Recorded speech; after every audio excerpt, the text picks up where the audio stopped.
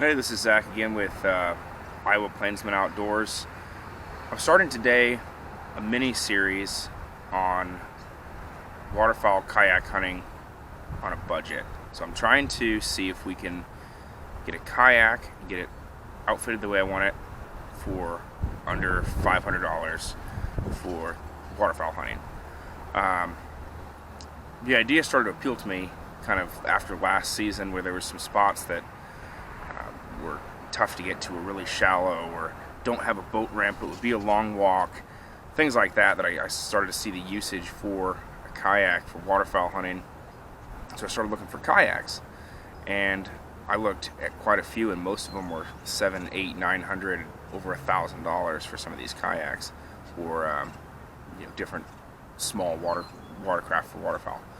And I mean, I looked quite a few places. Looked at Poke Boat, Creek Boat, Karsten's, Beaver Tail, and I mean, just for the boat itself with no extra seat or anything else, a lot of them were pretty pricey out of what I'd want to spend. A lot of guys that go out and they love to pursue hunting and fishing have a lot of bills, and they don't have tons of money to drop on waterfowling or fishing or any other kind of hunting necessarily, but they love to do it. That's the boat I'm in anyway. So my goal is to completely outfit a kayak for waterfowl. I'm going to use it for fishing as well, and see if I can do it for under $500. So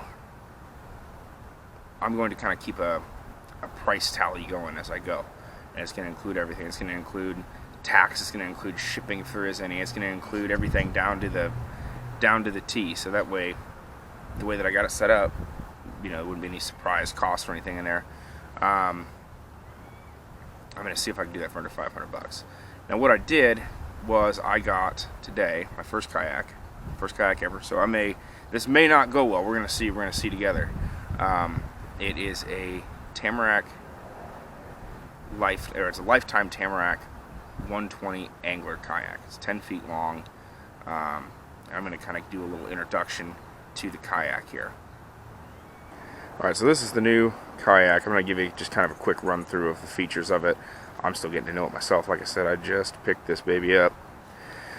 It looks like it's got shock cords on the back for gear storage, and shock cord on the front as well. It is a sit-on-top style kayak, whereas I guess the sit-in style, your legs are kind of they're underneath the kayak. It's built to sit in rather than like this. I'm on top of the kayak. There's 4 handles: 1, 2, 3, and 4. It's got dry storage under here, which I don't know if probably can't really see in there very well, but this dry storage compartment is pretty large, and it goes all the way back to the back of the kayak back here. So there's quite a bit of storage underneath the kayak. It comes with a rod holder here near the seat. The seat's adjustable, or so it says. I haven't tried that out yet or adjusted it. And there's, back by the seat here, there are 2 flush mount rod holders for you. So really there's 3 total rod holders on the kayak, which is nice. Like I said, I'm going to use this for fishing quite a bit too. It'll be fun to go down some creeks and small rivers with this. It obviously clearly comes in this base tan, which was a factor that I liked, because I am going to try and camo it up.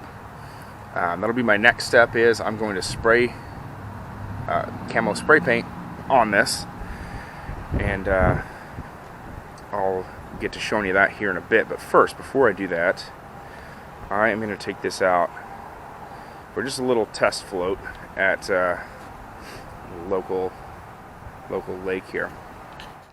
See how I'm taking the Lifetime Tamarack Angler Kayak out for a little test spin today. I didn't have a whole lot of time, so I'm not really doing any fishing or anything. It's holding up pretty good. It had really good reviews, so I had high expectations, but so far it's meeting them. No water leaking in or anything. I'm not the smallest dude to go in a kayak. I'm not the biggest either, but you know, I'm 6 foot and 215 pounds right now, so it's holding up really well. I mean, it doesn't feel unstable at all or anything else. So far I'm pretty confident in this kayak.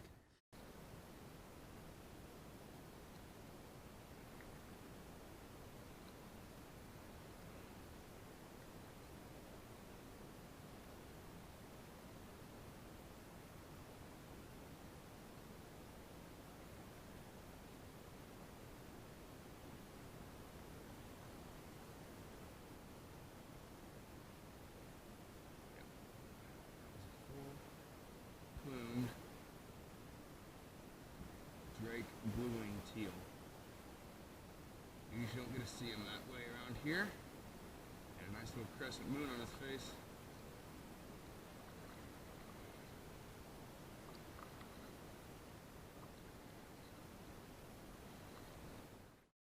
Well, she did okay. Expected it would. Didn't sink. Not too big for it. Actually had quite a bit of room. A little bit surprised. I'm pretty happy with it. Alright, so I took the kayak out for a test paddle. I just wanted to make sure that it wasn't going to be, you know, too small for me or anything like that. It does have a weight capacity of 275 pounds, and I'm at 215. So I didn't figure it'd have any problems. I just want to make sure it didn't have any leaks, you know, from damage in shipping or anything like that. Everything was fine. It's nice. One thing I found out about it is, I mean, it's pretty easy to carry. It's only weighted at about 50 pounds, so if you have to portage it, that's another thing that makes this kayak pretty nice, is the portage for it would be pretty easy. I can easily pick it up, you know, off the ground and carry it by myself. Another little side note about this, if you're looking for it to look it up online, it could also be found under the Lifetime Tamarack Angler Kayak. It's basically the same thing. So those are just a couple little side notes I wanted to put after kind of going through my familiarization with this kayak. So I wanted to keep running total going for the price that I've spent. Like I said, I'm trying to keep this project at $500 or under. So where I'm at right now for the kayak is at $369.87. The paddle is at $33.72, and then the foam golf balls I used to, instead of scupper plugs, were at $458. So my next step that I'm going to get to is spray painting the kayak in a camouflage pattern. That'll be in the next video. So just make sure to like, comment, subscribe, and appreciate you watching this one. Thanks.